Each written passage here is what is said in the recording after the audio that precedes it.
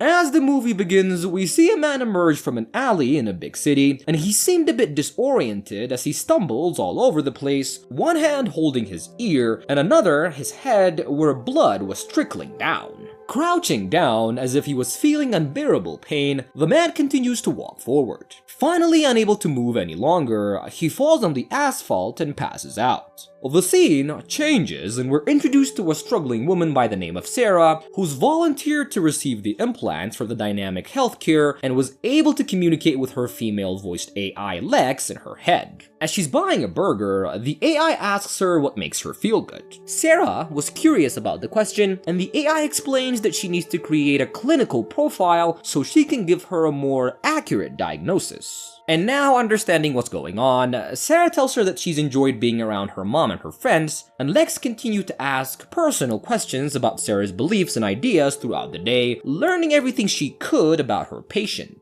After a long day of walking around, Sarah finds a corner to sleep in as she doesn't have a home. And the following morning, she is thrust back into the bustling city, and the AI tells her to communicate with the Department of Homeless Services so they can help her acquire a house. The two spend another day together, going about their normal routine, and the following day, Sarah finds a public bathroom so she can clean up and wash her face, and suddenly she notices that she started to feel pain in her spine around the place the implant was inserted.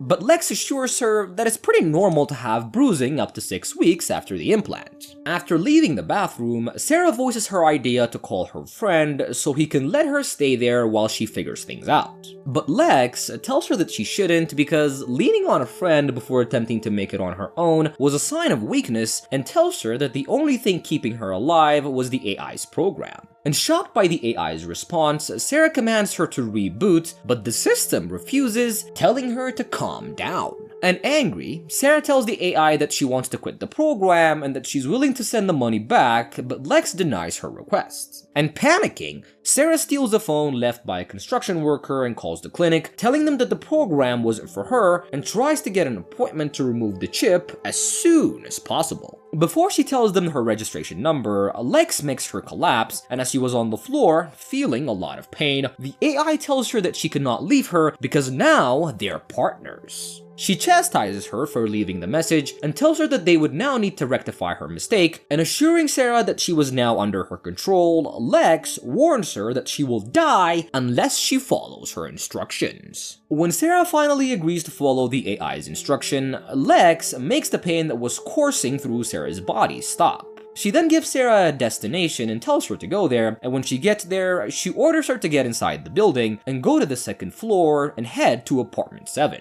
Giving her a code to enter, Lex lets her in and tells her to change into the clothing that was provided, and once she was ready, she orders her to take a flash drive that was kept in a bag and tells her to take the train to a specific location. On the train, Sarah couldn't help but feel anxious, even though the AI kept telling her to calm herself down. Her head felt heavy, almost as if she's about to fall over. When she gets close to her destination, Lex gives her a building number and tells her that she's gonna meet a man named Philip who once worked on the AI's encryption system. Knocking at the door, Sarah rushes in as soon as it opens and starts erratically asking the man to give her the CRTC folder. Confused and a little defensive, Philip asks her to leave immediately, but she finds a scissor in a drawer and stabs him in the neck. And once the man was lying on the floor, she panically started looking for the folders. Sarah finds the files in Philip's closet and rushes out of the apartment, taking the back exit to vacate the building. After she leaves, an unknown figure comes into the apartment and kills the already hurt Philip. Traumatized by the events that took place,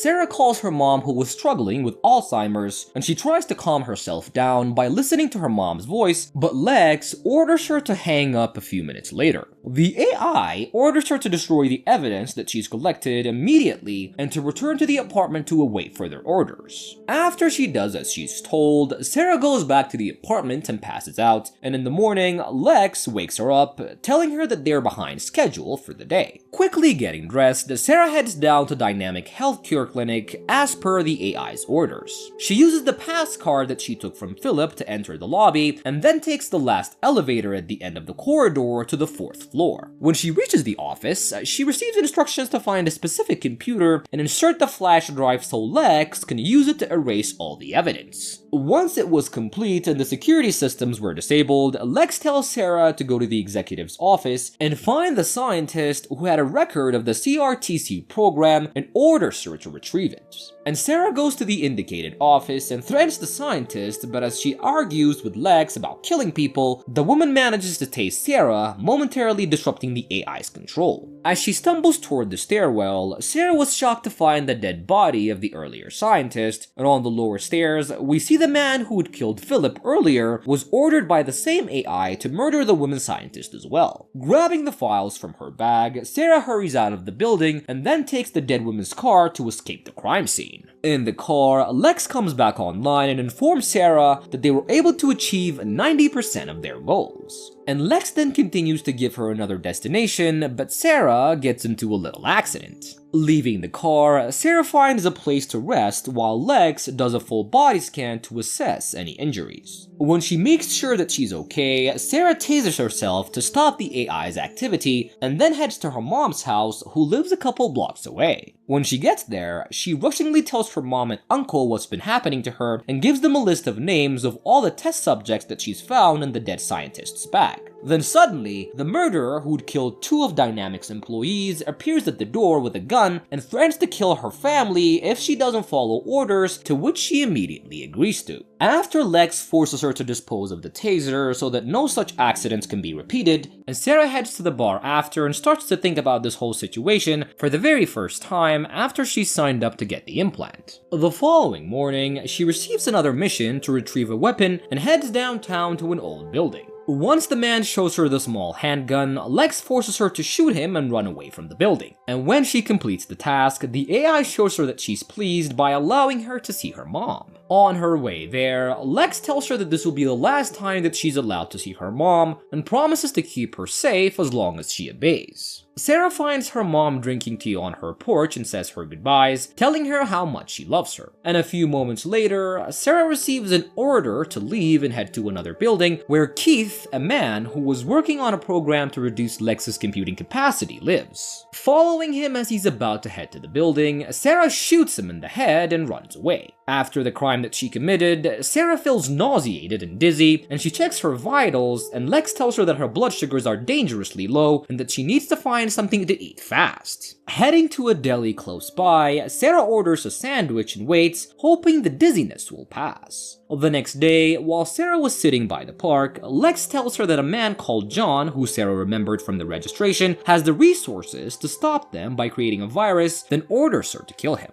Sarah sees the man walking and walks quickly toward him and shoots him in the stomach, and once the deed was done, she was horrified by the actions and she begins to cry heavily. The AI orders her to dispose of the weapon because the police have already started the investigation, and Sarah does as she's told. After being given another location to go to, Lex tells her that her next target is a woman called Grace, who was against the human trials and the experimentation on humans for the program Lex. Grace was startled to find Sarah in her house and asks who she is, and the traumatized Sarah refuses to go through with the murder and electrocutes herself with a loose wire. When she finally wakes up, Sarah tells Grace about everything that Lex has been making her do, and she blames her and her colleagues for the pain that the AI had been causing her and the death of so many people. Grace tells Sarah that she could get her into surgery quickly and get the chip out of her body, and they rush to get to the hospital before Lex's reboot finishes. Grace opens her apartment door to leave, but is gunned down by another one of the patients that Lex is controlling. Sarah manages to escape the man and goes to the apartment that Lex has provided for her, and she continues to have panic attacks where she vividly imagines herself in a desert or an ocean drowning.